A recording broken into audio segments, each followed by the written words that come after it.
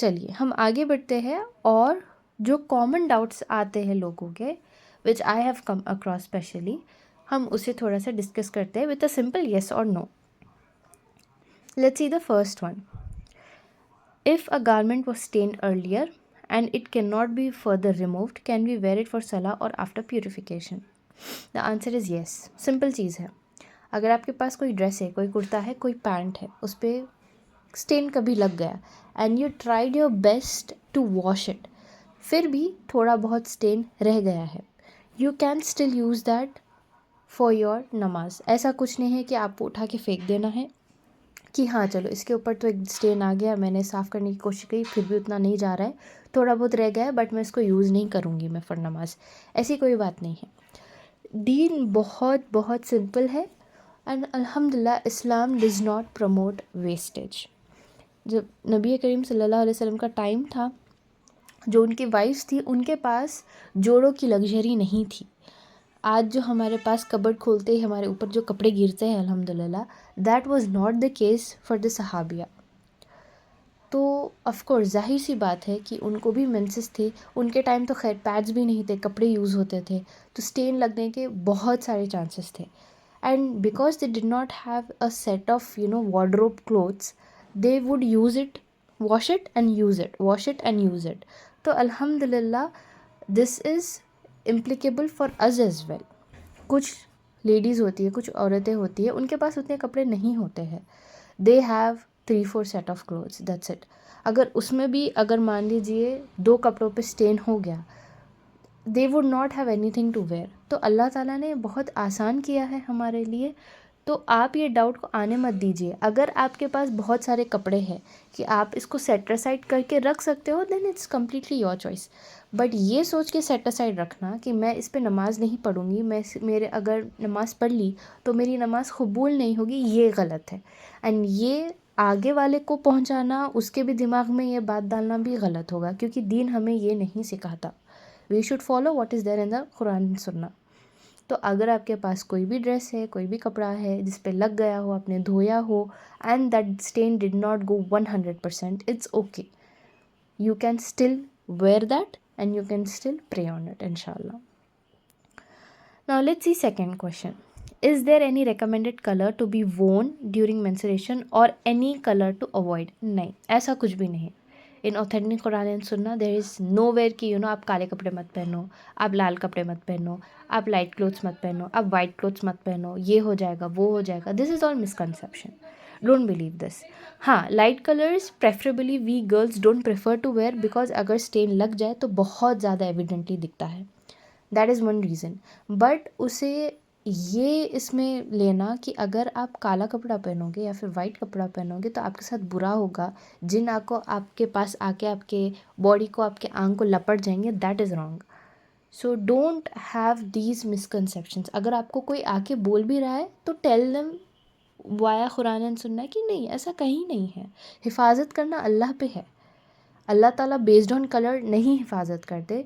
आप अपना morning and evening अस्कार कर सकते हो, आयतल कुर्सी पढ़ सकते हो, सूरतुल बकरा की आखिरी 2 आयतें पढ़ सकते हो, अल्हम्दुलिल्लाह. This will keep you protected all the times. So ऐसा कहीं में नहीं है कि आप अगर कोई स्पेसिफिक कलर पहनोगे तो आपके साथ कोई कुछ बुरा हो जाएगा during those days. So do not believe in this. Third one, should a women wrap herself for bathing ghusl?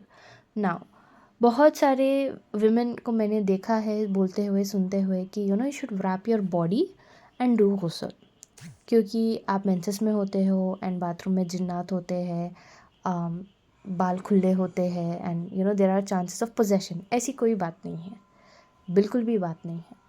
आप अंदर बिस्मिल्लाह बोलकर फुट रख सकते हो और बेस्ट दुआ पढ़ के जाएँ अंदर वॉशरूम में, यू आर प्रोटेक्टेड अल्हम्दुलिल्लाह. You don't need a cloth. अगर आप क्लॉथ रख के नहाओगे तो आप पूरा साफ़ भी कैसे होगे? तो this is again another misconception. इसे अपने दिमाग से निकालिए. You don't have to wear a cloth and take गुस्ल. गुस्ल का माने ये है कि आपको अपनी पूरी बॉडी को प्यूरिफाई करना है. कपड़ा रखोगे तो देयर माइट बी चांसेस कि कहीं ना कहीं छूट जाएगा, इम्प्योरिटी शायद रह जाएगी. So do not believe in this कि आप अगर लपटोगे नहीं अपने आप को तो जिन आके आपको पकड़ेगा. नहीं, आप बिस्मिल्लाह बोलकर वॉशरूम जा सकते हो, दुआ पढ़ के जाइए, अल्लाहुम्मा इन्नी अऊज़ु बिका मिनल खुबुसी वल खबाइस, इंशाल्लाह कुछ नहीं होगा आपको। तो this is another misconception that we try to address. Next one, should a women makeup for her missed सलाह just like missed number of fast. ये हमने आपको ऑलरेडी बताया है सलाह के टाइम पे कि आपसे जो भी नमाज़ें छूटी है आपको वापस उसे क़ज़ा करके अदा करने की ज़रूरत नहीं है। अल्हम्दुलिल्लाह अल्लाह ताला ने इसका बर्डन हम पर नहीं डाला है। Next one, is there any specific दुआ टू रिसाइट बिफोर गुस्ल। गुस्ल के स्टेप्स में हमने देखा था कि you need to form an intention, you don't need to say it, और कोई दुआ नहीं है फॉर गुस्ल। I know there are many women who recite a specific दुआ, बट वो दुआ आपको ना कुरान में मिलेगी ना सुन्नत में मिलेगी। वो दुआ कहाँ से आई, इवन आई डोंट नो। आपका नियत करना दिल में ही कि हाँ आज मैं गुस्ल करने जा रही हूँ, this is why I have kept the hot tub ready, this is why I have taken out new clothes, that is enough. आपको कोई इंटेंशन बोलने की ज़रूरत नहीं है। That's not an act to verbalise your intention. कोई दुआ नहीं है गुस्ल करने की, ना गुस्ल से पहले ना गुस्ल के बाद। तो ये आपने इंशाअल्लाह ताला याद रखना है। अगर आपके सामने से कोई भी आके बोलते हैं कि दिस इज़ द दुआ ऑफ गुस्ल, आफ्टर गुस्ल या बिफोर गुस्ल या ड्यूरिंग गुस्ल, टेल देम क्लियरली कि ये दुआ आपको कुरान और सुन्नत से साबित नहीं है, तो आपको मिली कहाँ से। एंड जो भी स्टेप्स हमको गुस्ल के हैं that is prescribe by prophet Mohammad सल्लल्लाहु अलैहि वसल्लम। सो अगर कोई दुआ होती तो डेफिनेटली हुजूर सल्लल्लाहु अलैहि वसल्लम बोलते। So remember this, there is no दुआ फॉर योर गुस्ल। Now let's move to a very very crucial topic, that is types of discharges. ये हमको समझना बहुत ज़रूरी है। नाउ यूजुअली एक वुमेन में दो तरह के डिस्चार्जेस होते हैं, one is transparent and second is brown. Transparent discharge का कोई इशू नहीं होता, this is very normal. If a woman happens to experience excessive transparent discharge to an extent that she can see it on her undergarment, then it is better कि before every नमाज आप अपने आप को अच्छे से क्लीन कर लें, वुज़ू कर लें, इंशाल्लाह there would be no problem. Now let's talk about the second one, that is the brown discharge, जिसको हम commonly spotting भी कहते हैं। स्पॉटिंग के दो सिचुएशंस होते हैं, एक होता है स्पॉटिंग बिफोर पीरियड्स आने से पहले स्पॉटिंग, दूसरा होता है स्पॉटिंग पीरियड्स के बाद में। अब इसको हम केस 1 केस 2 की तरह स्टडी करेंगे और मैं इंशाल्लाह ताला आपको समझाने की कोशिश करूँगी। चलिए केस 1 देखते हैं। केस 1 ये है कि आपको स्पॉटिंग पीरियड्स आने से पहले होती है। Like you know your periods are gonna start soon and you start seeing थोड़ा सा brown discharge. Now until your actual menstrual flow starts, आप ये brown discharge को ignore करोगे, you will wash yourself and pray as usual. नमाज नहीं छोड़ना है, क्योंकि देखिए in most of the cases आपको ये brown discharge हुआ for 1 to 2 days and you stopped praying, but then your actual period started after a week. तो ये जो बीच की नमाज़ें छूटी है आपकी 1-2 दिन की, you can not makeup for this, और ये गुनाह भी होगा। तो जो भी ब्राउन डिस्चार्ज पीरियड स्टार्ट होने से पहले हो, बिफोर एवरी नमाज check yourself, wash it and keep praying. जब आपको मेंस्ट्रुअल ब्लड स्टार्ट हो जाएगा, स्टॉप प्रेइंग। आपको प्रॉपर पीरियड फ्लो दिखना चाहिए, थिक ब्लड आना चाहिए बाहर बॉडी के। The moment you see that you stop praying. ठीक है, अब देखते हैं case 2। Brown discharge comes after menstrual blood. For example, आपको आज के दिन मेंसेस हुए, 3-4 डेज आपको अच्छे सा पीरियड फ्लो हुआ, फ्रॉम द 5th डे आपको ब्राउन डिस्चार्ज आ रहा है। It's not a flow, it's a discharge, brown discharge हो रहा है। ये ब्राउन डिस्चार्ज आपके पीरियड्स का ही हिस्सा है, ये आपके हैज़ का हिस्सा है, दिस इज़ योर मेंस्ट्रुएशन। तो जब तक आप साइंस ऑफ प्योरिटी नहीं देखते आप गुस्ल नहीं करोगे। And what are the science of purity? There are 2 science of purity. एक आपको ट्रांसपेरेंट डिस्चार्ज स्टार्ट हो जाएगा, जो कि नॉर्मल डेज में आपको यूजुअली होता है, एंड दूसरा है ड्राइनेस। जब आप ये 2 साइंस देख लें, आइदर दिस और दैट, परफॉर्म गुस्ल एंड स्टार्ट प्रेइंग इंशाल्लाह ताला। एंड आई रियली होप कि ये कॉन्सेप्ट आपको क्लियर है। सिंपल बॉटम लाइन ये है कि ब्राउन डिस्चार्ज जो मेंस्ट्रुअल फ्लो से पहले आता है, you must ignore it, wash yourself and continue to pray. और जो ब्राउन डिस्चार्ज आपको मेंस्ट्रुअल फ्लो के बाद में आए, consider it as your periods, and once you see the science of purity, आप अपना वसूल कर लीजिए, स्टार्ट विथ योर नमाज। ये स्पॉटिंग है बिफोर एंड स्पॉटिंग है after. Now let's move ahead and understand another related concept to the period is isti'ada. पहले हम एक हदीस देख लेते हैं। Fatima bint Abi Hubaysh said, O Messenger of Allah, I am experiencing isti'ada and I never become pure. Should I stop praying? He sallallahu alayhi wasallam said, No, that is a vain, but stop praying for the number of days that you used to menstruate. Then do ghusl and pray. ये हदीस आपको सही बुखारी की है।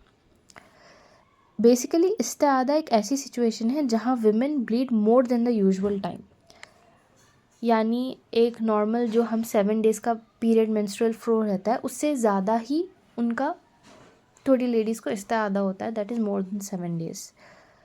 Now इस हदीस से हम 2 बातें समझते हैं। नंबर 1, नेवर शाई from taking knowledge.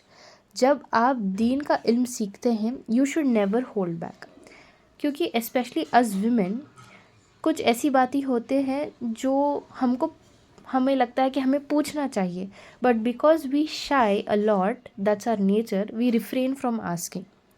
This is something we should avoid, क्योंकि हमारी ज़िंदगी का हर फैसला और हर कदम दीन के हिसाब में होता है। अगर हम अपने आप को पीछे रोक ले शर्म और हया की वजह से, तो हमें कैसे पता चलेगा कि हमें कोई मसले का हल मिलेगा या नहीं। अगर ये सहाबिया नहीं पूछती तो हमें नहीं पता होता इस्तिआदा में हमें करना क्या है। So always be forefront when you are seeking knowledge, क्योंकि हर ज़िंदगी का मरहला हमें दीन के हिसाब में सोचने की बहुत ज़रूरत है। अगर हम शर्माएंगे तो दीन सीखेंगे नहीं। तो ये रहा आपका पॉइंट नंबर 1। दूसरा पॉइंट ये है कि हम इस सिचुएशन से डील कैसे करें। फर्स्टली, जिन भी लेडीज़ को ये एक्सपीरियंस होता है, अल्लाह आप सबको कामिल शिफ़ा अता फ़रमाए, आमीन, बिकॉज़ ये बहुत पेनफुल सिचुएशन होता है। Now how do we manage it? देखिए, हर वुमेन को आइडिया होता है कि how many days she is menstruating. सब women menstruate for 5 days and some for 7 days। Max to max a women can menstruate for 15 days, यानी 2 weeks। And आपको पता होना चाहिए कि menstrual blood is thick and normal blood is thin. तो keep a track, आप जितने भी दिन मेंस्ट्रुअल ब्लड से डील कर रहे हो, चाहे वो 5 दिन है, 7 दिन है, during these days stop praying. जैसे ही यू नो कि हाँ मेरा मेंस्ट्रुअल ब्लड फ्लो ख़त्म हो चुका है, now what I am bleeding is normal blood because it is thinner, तो आप गुस्ल कर लीजिए। एंड क्योंकि कंटिन्यूस ब्लीडिंग होती है, you need to wear a pad, you need to clean yourself before every namaz, perform wudu and pray inshallah. So this is how you deal with the concept of isti'ada.